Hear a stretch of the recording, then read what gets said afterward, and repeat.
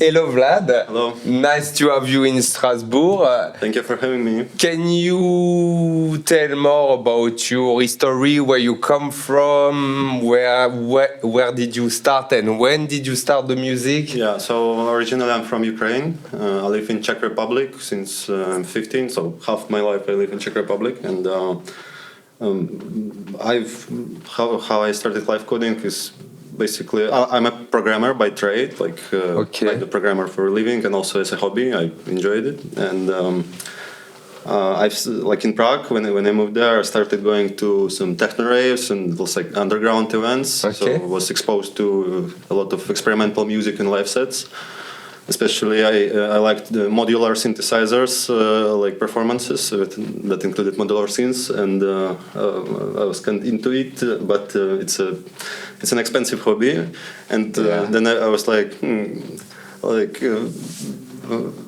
I actually like about like live coding is specifically Foxdot that I do is that it's very similar to modular synthesizers. It's basically how people who perform with modulars perform. They don't.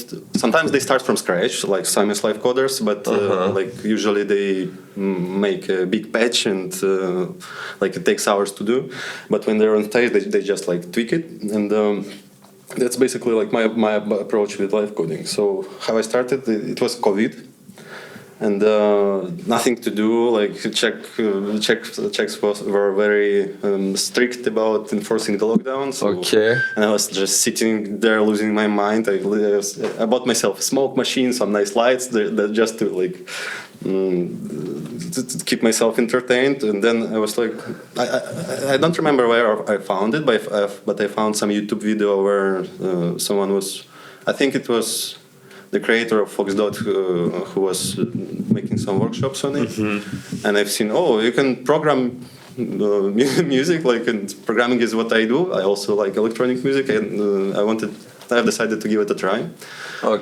And like very soon I realized that you can also do it collaboratively, and during the lockdown it was the perfect thing to do. You could jam internationally with random people from... To connect with other people, right? And I've created a Telegram group about Foxdot, and it slowly grew. Right now it's more than 200 people, I think. Like, cool. Yeah.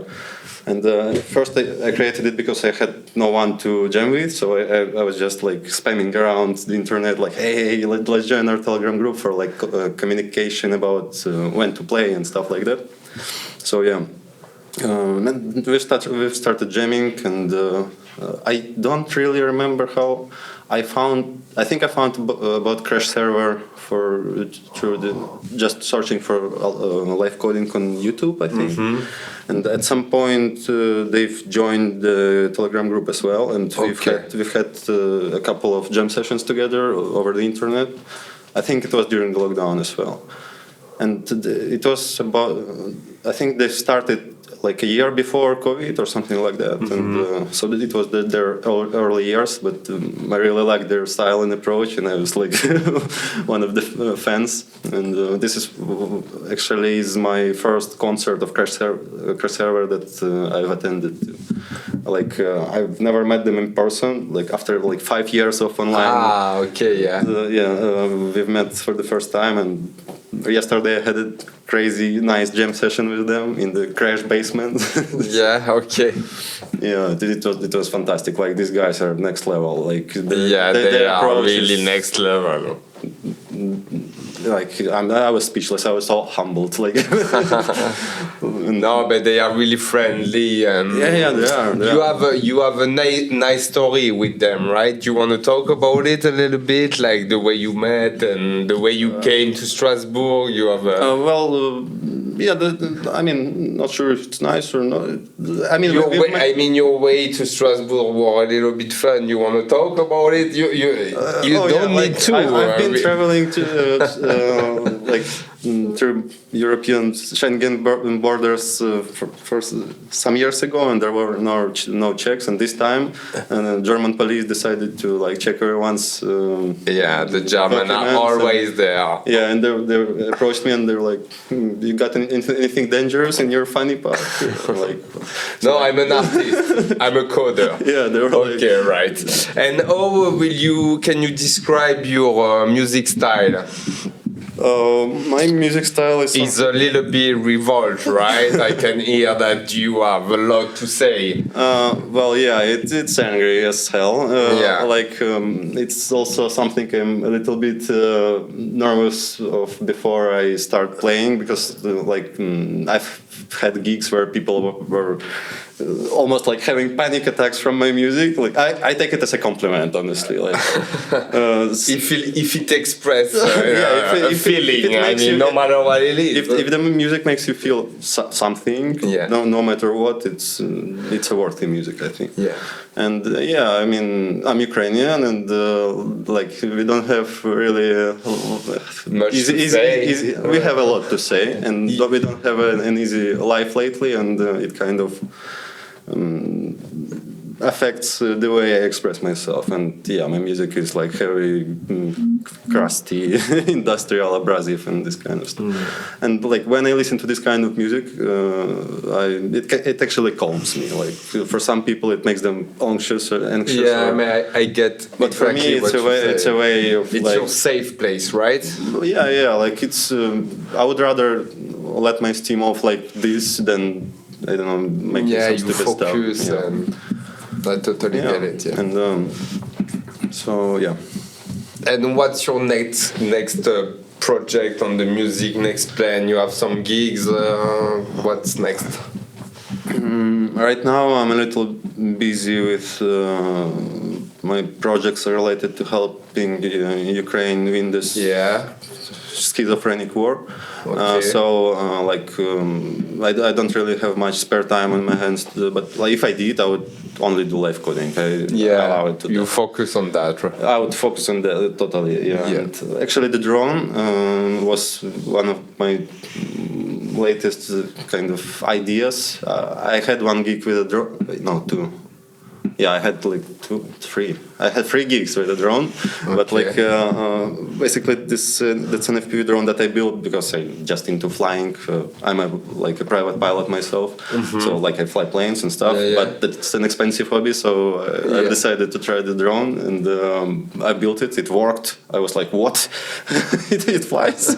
Yeah, I configured it and started flying, and then it uses the analog video. So I was like, And besides Foxdot, I'm using Hydra for visuals. So and I was like, wait a second, there should be a thing that allows you to transmit signal to the laptop. It would be nice to have it as visuals. And there was. I bought myself an analog antenna, so now I just connect it as a USB camera device, basically, and it works. Yeah, usually I fly the drone myself, but this time I was lucky to have a guy who also flies FPV drones, and he's so much better than me at this that then I was like, can you please fly it for me?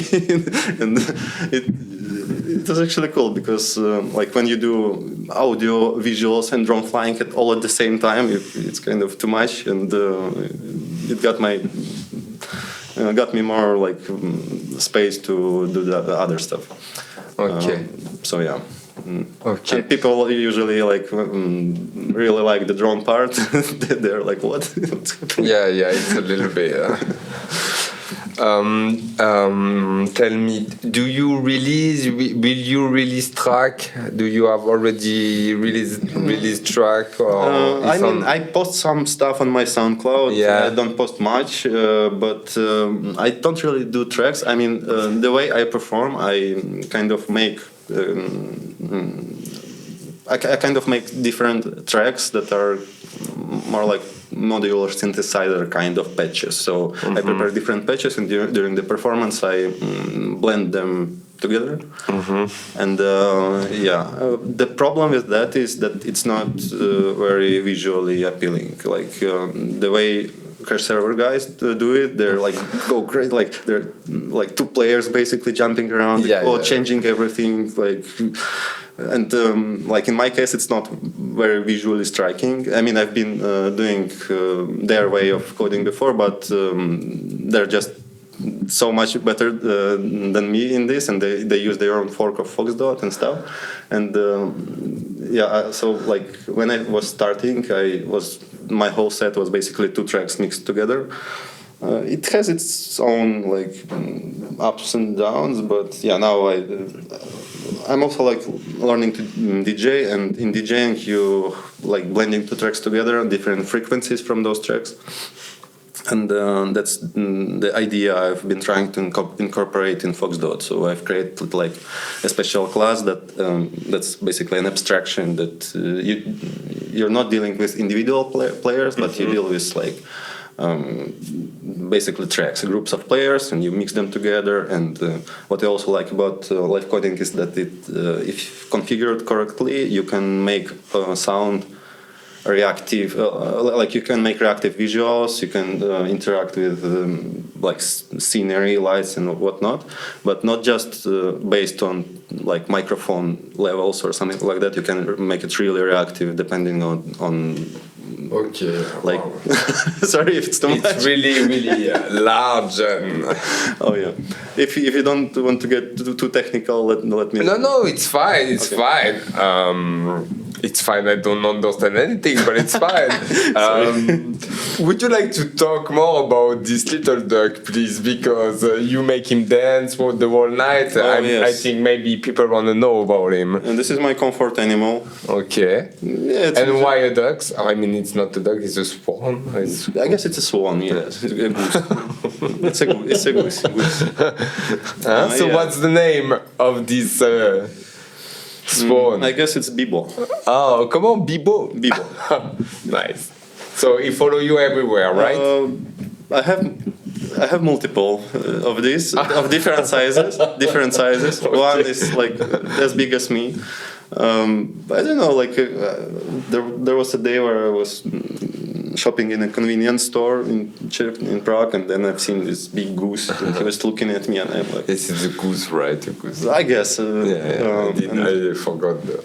Yeah, and I just looked at him and yeah. So when I go,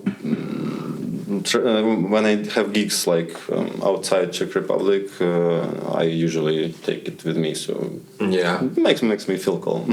Yeah. When is your next gig? So I have no idea. No, you have nothing planned right now. Not really. Okay. Not really. My last gig was at CCC, Chaos Communication Congress. I had 2 gigs actually. Really enjoyed. And where you live, it's common. Like you have group of people who's doing. No, live... alone. I don't. I mean, I have friends who support me in this, but I mean, in the live coding, there is a live coding community in Prague. It's tragic. There is almost 0 live coding events happening. But I mean, it's not common even there. Yeah, I mean, it's starting to. We're starting to get there. I've been on one event where there were like 4 visualists, 4 live coders. I came there with my mom actually. She was visiting in Prague, and I wanted to show her alternative ways. Did you code? No, but I was explaining her what's happening, and like people were using all kinds of different stuff. Like everyone coded in a different like framework. Visualists were doing like touch designer, pure data. Was she screaming Kittyclock? No, I was not playing. Like I was there as an observer.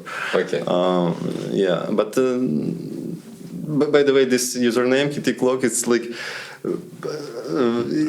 it's basically my old Telegram username, and when I started playing, I just used it. Like when we were doing collaborative sessions, you have to enter your username, and it kind of stuck. But I want to do a rebrand. I want to have something more. Like, why Kittyclock? I don't know. It's just no reason. Really, I wish I had a reason, but there is no. There is no. It's so fun like that. I like cats, and clock is one of the, I guess, central things in music, like electronic music and stuff.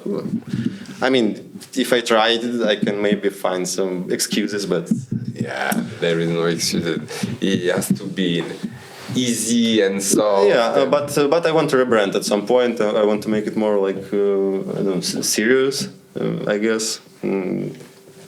Okay. Yeah, so I'm not sure like what name. I was actually thinking about using a different stage name for every performance. Why not? But so the people cannot follow. Yeah, that's the point. That's the point. That's good. That's good. If you want to stay incognito, it's fine. No, I'm far from incognito. Privacy is dead anymore. So anyway, not anymore. Sorry. So I have a last question. Yeah.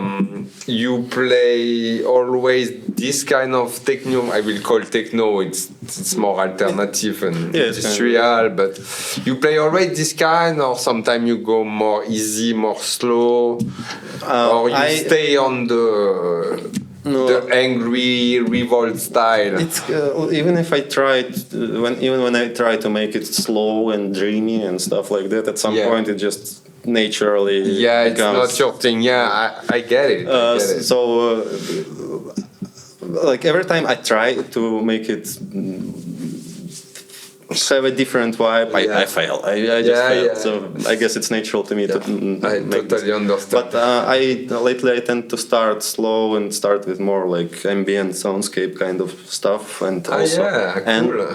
Like in this gig, actually it was funny that I forgot to plug my charger in, so the laptop was like discharging slowly, but I had the notifications turned off, so I didn't catch it. And at some point, the battery was so low that the music started kind of glitching and crashing, and but I still didn't know that the charger was out.